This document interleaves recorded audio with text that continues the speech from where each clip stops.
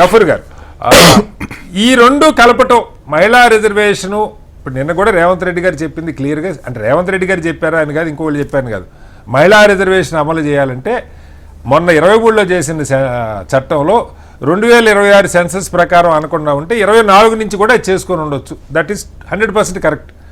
But ఎందుకంటే కొంత time తీసుకోవాలనుకున్నారు, పెట్టింది 29 నుంచి చేయాలనుకుంటే కూడా ఎవరు వద్దంట్ల, 34 కాదు 29 నుంచే చేయాలనుకున్నా కూడా ఎవరు వద్దంట్ల. ఇంకా 3 ఏళ్ళ టైం ఉంది దగ్గర 2 ఏళ్ళు అయింది ఈ ప్రభుత్వం వచ్చి, పూర్తిగా 2 ఏళ్ళు కూడా పూర్తి కాల వాస్తవంగా. సెన్సస్ చేసుకోవచ్చు, ఈ డీలిమిటేషన్ చేసుకోవచ్చు, కూర్చొని మాట్లాడుకోవచ్చు. ఫెడరల్ స్ట్రక్చరు, ఫెడరల్ అంటే అదేదో ఒక బూత్ మాట్లాగి వాళ్ళు వినపడుతుంది. రాష్ట్రాల వాళ్ళ హక్కుల గురించి అడుగుతూ ఉంటే అది అడగకూడని అంశంగా వినపడుతూ ఉంది. ఈ దేశం కలిసిందే రాష్ట్రాల సమాఖ్య, దాన్ని ఎందుకు విడిగా చెప్తున్నారు? అలాగే అందరికీ ఇప్పుడు నాకు అర్థమవుతున్నది గఫూర్ గారు, జనాభా పెరిగినోడికి న్యాయం జరగదు, ఎందుకంటే వాళ్ళకి నీకు సమానంగా పెంచుతున్నావు అంటారు.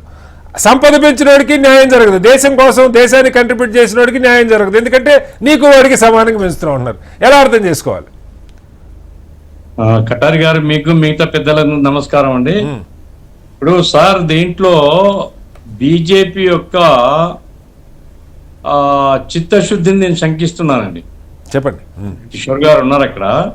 చెప్పండి సార్. బీజేపీ యొక్క చిత్తశుద్ధి ఈ దేశంలో ప్రజాస్వామ్యాన్ని అభివృద్ధి చేయడానికి కానీ, ప్రజాస్వామ్యయుతంగా ఈ దేశాన్ని మరింత ముందుకు తీసుకొని పోయి ప్రజాస్వామిక విలువలు బలపరచడానికి కానీ బీజేపీకి ఇంట్రెస్ట్ లేదని చెప్తున్నాను నేను.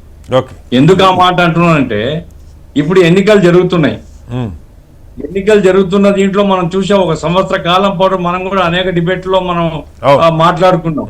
ఈ సర్ ప్రతిపాదన ఇది అన్ని రాష్ట్రాల్లో గందరగోళం చేసి లక్షల సంఖ్యలో ప్రతి రాష్ట్రంలో వీళ్ళు భారతీయ పౌరులు కాదు అని తేల్చేసినారు. సార్ దీనిలో తమాషా, వెస్ట్ బెంగాల్లో వాళ్ళు పౌరులో కాదో ఓటర్లో కాదో తేల్చకుండా ఎన్నికలకి వెళ్తున్నారు. అది ఇంకా విచిత్రం. వెస్ట్ బెంగాల్లో 34 లక్షల మంది వాళ్ళు ఓటర్లో చెప్పట్లేదు, కాదో చెప్పట్లేదు. సుప్రీంకోర్టు కూడా మీ సంగతి తర్వాత చూద్దాం ఎలక్షన్ కానివ్వండి అంటున్నారు. విచిత్రంగా ఉంది. ఆ మాట సుప్రీంకోర్టు చెప్పింది, కాదని చెప్పితే కాదని సుప్రీంకోర్టు జడ్జి ఒకటి చెప్పినారు, ఆ చిత్తశుద్ధి అనేది కనపడాలా, మీ దగ్గర అది లేదు అని నోటీసులు ఇచ్చినాడు. అది వేరే సంగతి. నేను చెప్పేది ఏమిటంటే, పార్లమెంటు ప్రజాస్వామ్యం ఇంత గందరగోళం ఎప్పుడు చూడలేదండి. కాంగ్రెస్ ఉండింది, జనతా పార్టీ ఉండింది, భారతీయ జనతా పార్టీ కూడా గతంలో ఉండింది.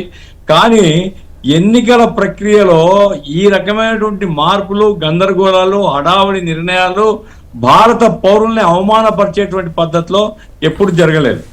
కాబట్టి ఇప్పుడు వీళ్ళు హడావిడిగా చేసే మీటింగ్ వేసి పెడుతున్నటువంటి దీంట్లో కూడా కుతంత్రం దాగి ఉంది అని నేను చెప్తున్నాను.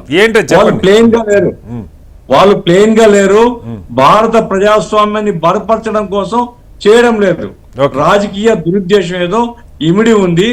వాళ్ళ యొక్క రాజకీయ దురుద్దేశంతోనే ఈ హడావుడి. లేకుంటే ఎన్నికలు జరుగుతుంటే ఎవరైనా పెడతారండి పార్లమెంట్ లో? ఎన్నికలు అయిపోయిన తర్వాత ప్రశాంతంగా ఏం కొంపలు మునిగిపోయేది ఏముంది? 1 నెల రోజుల తర్వాత పెట్టండి, అన్ని రాజకీయ పార్టీలతో కూర్చోండి. లేదు నేషనల్ పార్టీస్ ఉన్నాయి కదా, నేషనల్ పార్టీస్ తో కూర్చోండి, చర్చించండి. అంటే ఇదేమి ఇప్పుడు ఒక చట్టం చేస్తారు. ఆ చట్టం అనేటువంటిది రోజువారీ ప్రజా జీవితానికి సంబంధించింది అయితే మరి దాని లోతుపాతులు మనం ఆలోచించాలి కదా. ఇది దేశం యొక్క భవిష్యత్తుకు సంబంధించింది పోయేటువంటి నిర్ణయాలు. ప్రజాస్వామ్యాన్ని బతికించుకోవాలన్నా చంపుకోవాలన్నా అనేది అన్నప్పుడు ఈ రకమైనటువంటి తొందరపాటు పనికిరాదు. నంబర్ 1. నంబర్ 2, డీలిమిటేషన్ చేయొద్దని ఎవరన్నా లేదు. డీలిమిటేషన్ గతంలో కూడా చేశారు కదా. చేసినప్పుడు అప్పుడు అనుకున్నది ఏమిటి? ఈ పాయింట్స్ అన్ని వచ్చినాయి. సంపద ముందా, సంతానం ముందా, లేదు కుటుంబ నియంత్రణ ముందా, ఇవన్నీ చర్చకు వచ్చినాయి. కాబట్టి ఈ గందరగోళం అంత వద్దు, ఉండే సీట్లకే కొనసాగిద్దాం అనేసి వాజ్పేయి ప్రభుత్వం అనుకున్నది, ఇందిరాగాంధీ గారు అది ఆ రకంగా కంటిన్యూ అవుతుంది. ఇప్పుడు పెంచాలంటున్నారు, మంచిదే. పెంచాలన్నప్పుడు కన్సెషన్స్ రావాలి కదండి.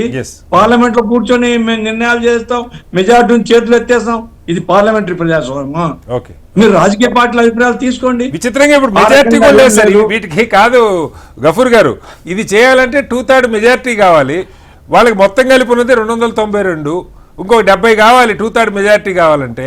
మరి ఆ 70 ఎక్కడి నుంచి వస్తాయో, లేదు మెజార్టీ రాకపోతే ఇంకొక రకమైన ప్రచారానికి అవకాశం ఎలా అర్థం చేస్తారు? ప్రచారం వాళ్ళు మహిళలకు ఇవ్వాలనుకున్న వాళ్ళు ఇవ్వలేదు, చూడండి వాళ్ళు దుర్మార్గులు, మహిళలకు వ్యతిరేకులు అని ప్రచారం చేయడమే కార్యక్రమం. అంటే కుతంత్రం తప్ప ప్లేయింగ్ డీలింగ్ అనేది లేనే లేదండి రాజకీయాల్లో. ఇది చాలా దుర్మార్గం. కాబట్టి నేను చెప్పేది ఏమిటంటే, ఇప్పుడు నేను సార్ గూగుల్లో చూశాను, నేను ఏమో యాక్ట్ పెట్టబోతున్నారని.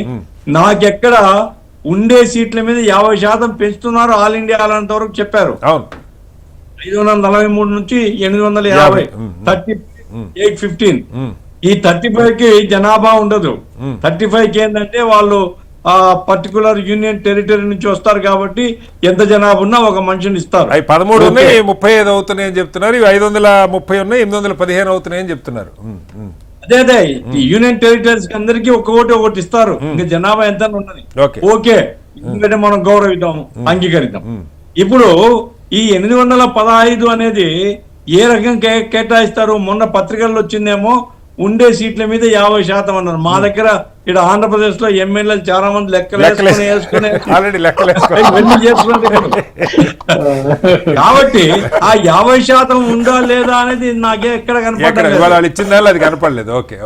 కనపడలేదు. ఇప్పుడు మీరు వివాదం తక్కువగా ఉండాలనుకుంటే ఉండే సీట్ల మీద మీరు 50% ఇచ్చేస్తే కొంతలో కొంత, ఇప్పుడు సంపద, జిఎస్డిపి, అవి ఇవి లెక్కలు గందరగోళం లేండి. అంటే అట్లా కాదు గఫూర్ గారు, నా ప్రశ్న, ఇప్పుడు రాజ్యాంగంలో వారి ఇందాక నుంచి చాలా గట్టిగా చెప్తున్నారు, ఈ దేశంలో పౌరులందరూ సమానమే, అందరికీ సమానంగా ఓటు హక్కు ఉండాలి. నిజంగా అందరం కోరుకుంటాం, కానీ ఇప్పుడు జరుగుతున్నది కూడా అది లేదు. 71 తర్వాత ఇందిరాగాంధీ గారు దాన్ని తీసుకురాలా, వాజ్పేయి గారు కూడా దాన్ని పరిగణలోకి తీసుకోవాలా. జనాభా పెరిగిన దగ్గర సీట్లు అలాగే ఉన్నాయి, జనాభా తగ్గిన దగ్గర సీట్లు ఏం మార్చకుండా పెట్టారు. చాలా కాలం నుంచి ఇంకొక చర్చ కూడా ఉంది, అయ్యా జనాభా నియంత్రించడం దేశానికి మంచిదని మీరు చెప్పి, మేము దేశానికి కంట్రిబ్యూట్ చేస్తున్న అంబానీలు కాదు ఇక్కడ, దేశానికి జీడిపిలో సౌత్ స్టేట్స్ అని కలిపి దాదాపు 52% కంట్రిబ్యూట్ చేస్తున్నారని చెప్పి చెప్తా ఉన్నారు. ఈ ఫిగర్స్ కోట్ చేసి మేము దేశం కోసం కష్టపడుతున్నప్పుడు మా గొంతు వాయిస్ లేకుండా ఎందుకు చేస్తున్నారు అన్నది ఒక ప్రశ్న వస్తా ఉంది. ఇప్పుడు నా పాయింట్ ఏమంటే, అంతకంటే ముఖ్యంగా ఇప్పుడు జనాభాను అదుపు చేయాలని నిర్ణయం ఎవరిదండి? ప్రభుత్వం, స్టేట్ గవర్నమెంట్ కాదు, సెంటర్ది. కేంద్ర ప్రభుత్వం ఒక నిర్ణయం తీసుకొని దాన్ని సిన్సియర్ గా ఇంప్లిమెంట్ చేసిన దానికి పనిష్మెంట్ చేస్తారు. కాబట్టి వాళ్ళకి ఎట్లా ఇన్సెంటివ్ ఇవ్వాలా? మీరు ఇప్పుడు మనం కూడా గ్రామాల్లో అప్పుడు చెప్పినాం సార్, ఒకరు లేదా ఇద్దరు, అంతకు మించి అయితే మీకు ఇంటి పట్టాలు ఉండవు, మీకు రేషన్ కార్డులు ఉండవు, ఇవన్నీ చెప్పినాం కదా.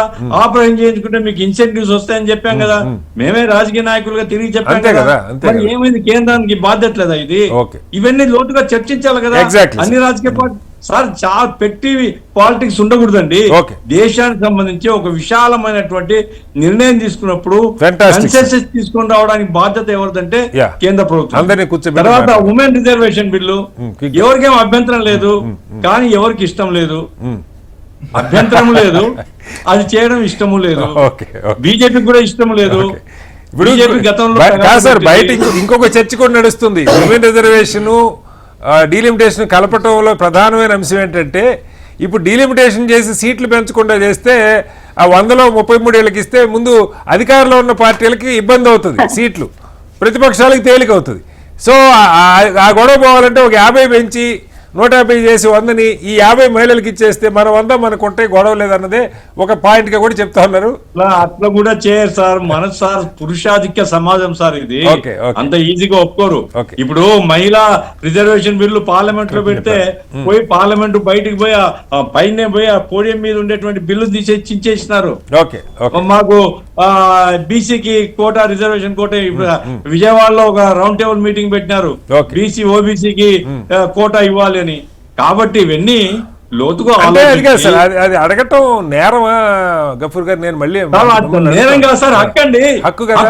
ఇప్పుడు ఓబీసీలకి కూడా ఇప్పుడు పార్లమెంట్ అంటే ఈ లబ్బ జాగిరా కాదు సార్, నేను ఎందుకు అడుగుతున్నాను సార్, నేను రాకూడదా కాదు సార్, నేను గఫూర్ గారు నేను ఎందుకు అడుగుతున్నానంటే ఆ ప్రశ్న, గతంలో యూపీఏ హయాంలో చేసినప్పుడు ఎవరైతే బీసీలకు కూడా ఇప్పుడు మీరు ఒక మార్పు చేస్తున్నారు, మాది కూడా కన్సిడర్ చేయండి అన్నందుకు వాళ్ళని మహిళా వ్యతిరేకులుగా ముద్ర వేశారు.